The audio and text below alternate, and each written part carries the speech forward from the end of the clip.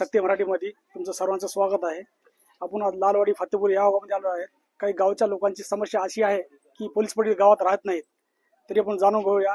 माजी तंटामुक्ती अध्यक्ष यांच्याकडून जाणून घेऊया की भाई रहिवासी कुठले आहेत पोलीस पाटील। तुमचं लक्ष्मणराव संगेकर, कुठं राहता तुम्ही? फतेपूर लालवाडी। गावच्या लोकांची अशी समस्या आहे की पोलीस पाटील गावामध्ये राहत नाहीत। राहतात की साहेब गावामध्ये? केव्हापासून राहतात? लहानपणापासून इथेच राहते। गावातले लोक म्हणतात की पोलीस पाटील राहत नाहीत। नाही राहतात। लोकांचं असं म्हणणं आहे की त्यांनी या गावचे नाहीत रहिवासी, तरी पण पोलीस पाटील पद त्यांनी असं घेतलं। नाही याच गावचे रहिवासी आहेत, सगळे डॉक्युमेंट त्याचे इथे क्लिअर आहेत। डॉक्युमेंट काय काय आहेत त्यांचे? सगळे डॉक्युमेंट आहेत ते सगळे म्हणजे काय काय इकडे बघा। आधार कार्ड, पॅन कार्ड, रहिवासी कार्ड सगळं इथलंच आहे। गायत्राबाई सदाशिव शिदेवार। गायत्राबाई सदाशिव शिदेवार। कुठे राहता तुम्ही? इथंच राहता। इथंच म्हणजे कोणतं गाव? लालवाडी। इथं पोलीस पाटील नाही असा गावाचा आरोप आहे की पोलीस पाटील राहत नाही। हो, इथंच राहतात। त्यांचं नाव काय पोलीस पाटलाचं? आशा ताई मोतीराम संगेकर। इथंच राहतात। हो, इथंच राहतात। लोक गावातले लोक म्हणतात इथं राहत ते नाही, काही माहित नाही आपल्याला तिकडे। पण हे इथं राहतात। हो, खोटं बोलतात का ते लोक? काय की आता ते माहित नाही इथं आपल्याला। राहतात। 18 वर्षापासून इथं राहतात। आता लग्न झाल्याने गेले होते, पुन्हा आता निवडणूक झाल्यापासून इथंच आहेत। ते गाव सोडून गेलेच नाही। गेलेच नाही, इथंच राहतात। हो मग लोकांची काही समस्या आहे तर पोलीस पाटील येतात का जाऊन काम करण्यासाठी? हो येतात हो, की? त्या लोकांचं काम झालं नाही, त्या लोकांना आमच्या पैसे आणा, आम्ही दाखवतो। बरं, असं गावच्या लोकांचा आरोप आहे की पोलीस पाटील इथं राहत नाहीत। नाही, ते काही म्हणतील। चुकीचा आरोप आहे केला हो, त्यांनी। चुकीचाच आरोप आहे। रहिवासी बरं, शासनाकडे तुमची काय मागणी आहे? आमची मागणी काय नाही, पोलीस पाटील आहेत तेच राहू दे। ज्योती मारुतराव संगेकर। राहणार पाटील कोण? आशाताई मोतीराम संगेकर आहे। किती वर्षापासून कार्यरत? आता ते जेव्हा निवडणूक झाली तेव्हा निवडून आल्या सर त्या रहिवासी इथलेच आहेत, पण लोक आता काही पण म्हणाले तर। माझे सरपंच सदस्य वरिष्ठ नागरिकांचं मत आहे की या गावचा सरपंच पोलीस पाटील आहे, तो या ठिकाणी राहत नाही, कोणतं संकट आलं तर या ठिकाणी तो राहत नाही उपस्थित, असं म्हणणं आहे। त्याबद्दल तुमचं काय प्रतिक्रिया? सर आता ते म्हणा काही कामानिमित्त गेले असतील, त्यांची मुलं आहेत, त्यांचे मालक इथं येतात, तर इथंच राहते। आता लोक काही पण म्हणतात, म्हणतो म्हणलं त्याला म्हणून लोक म्हणता येत नसते। आरोप चुकीचा आहे का? हा चुकीचं आहे सर, इथंच राहत आहे आमच्या। तुमचं नाव सांगा। पांडुरंग बाबा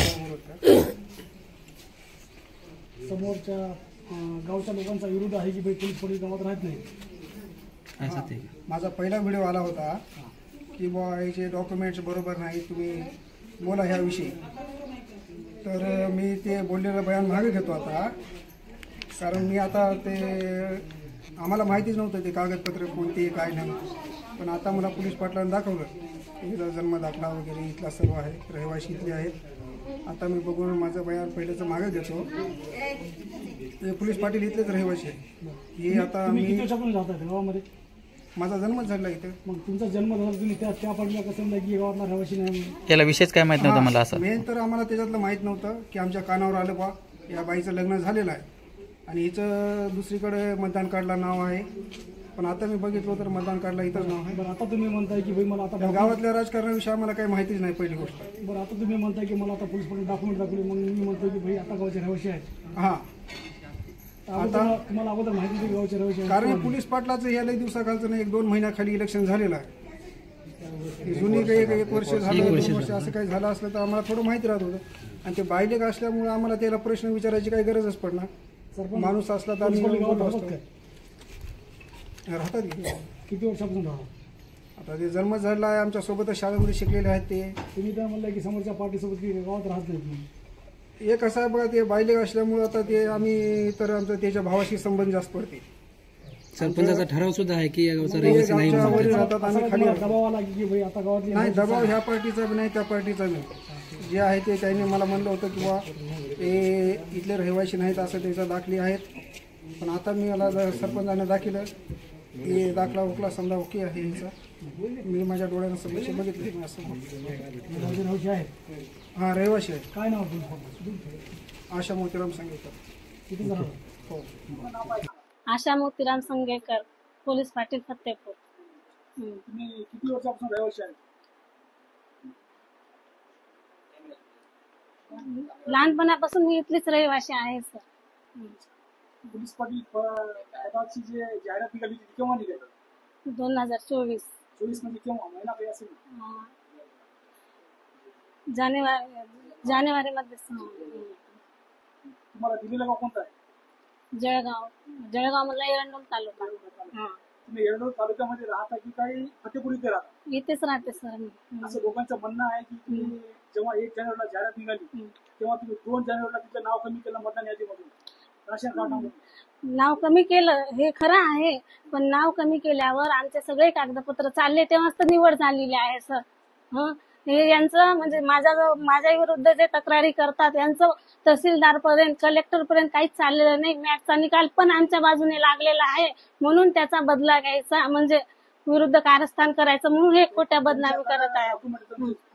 पूर्ण डॉक्युमेंट माझ्या इथले आहेत. त्यांच्याकडे डॉक्युमेंट आहे की तुमचे पूर्ण डॉक्युमेंट खोटे आहेत. खोटे असतील तर मग त्यांनी कसं काय निवड केली असती माझी? तुमच्याकडे इथे डॉक्युमेंट काय काय? सगळं आहे. आधार कार्ड आहे, ओळखपत्र आहे, इथल्या ग्रामपंचायत मध्ये नाव सुद्धा आहे. ग्रामपंचायतचा ठराव माझे सरपंचांनी सुद्धा या ठिकाणी दिला आहे की या ठिकाणी रहिवासी नाही म्हणून. माझे सरपंच पोलीस पाटील यांनी सुद्धा दिले की या गावचे रहिवासी नाही असा ठराव त्यांच्याकडे आहे.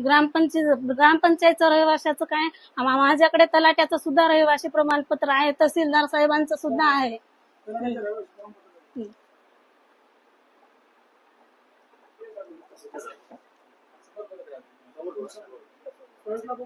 मॅटचा जे रिझल्ट लागला तुमच्याकडून ते मॅटचं काय तुमच्याकडे? तो पण आहे आमच्याकडे निकाल.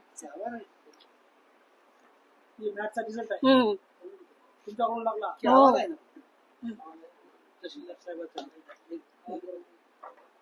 15 रहिवासी केव्हा काढलेला आहे? जेव्हा भरती व्हायच्या आधी काढलेले आहे. भरती अगोदर तुम्ही रहिवासी काढा, त्याच्या अगोदरचा काही रहिवासी असेल? त्याच्या पण आधीच रहिवासी आहे. 2006चं पण आहे, 2008चं माझी जेव्हा 12वी झालेली आहे. पूर्ण माझं शिक्षण इथे झालेलं आहे 7वी पर्यंत. जे रहिवासी आहे ते रहिवासी कुठे आहे तुमच्याकडे? ते पण आहे.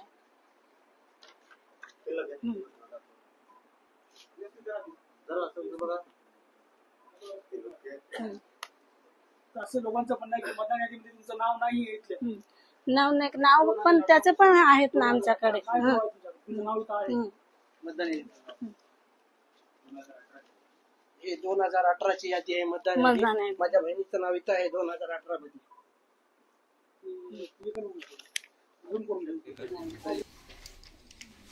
मी फतेपूर येथील रहिवासी आहे.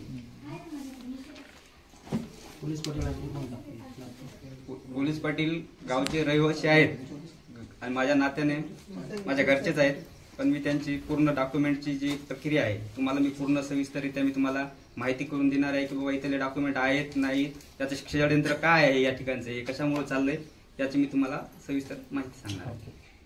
मॅडम या ठिकाणी फक्त नामधारी आहेत, पदभार सांभाळण्यासाठी त्यांचे 2 बंधू भाऊ आहेत, ती कारवाई या ठिकाणी पाहतात असं काही लोकांचं म्हणणं आहे. हे खरं आहे?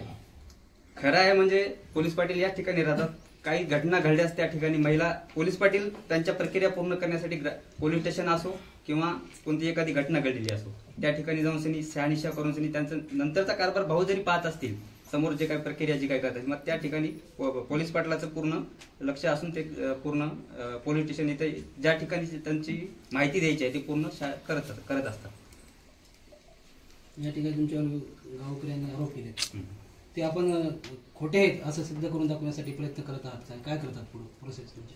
ही अशी घटना घडलेली आहे ती त्या दिवशी अशी झालेली आहे की गावामध्ये गायरान जमिनीचं जे प्रकरण होतं त्या प्रकरणामध्ये जिल्हाधिकारी साहेबांनी शासन जमा करा जमीन असा निर्णय घेतलेला आहे.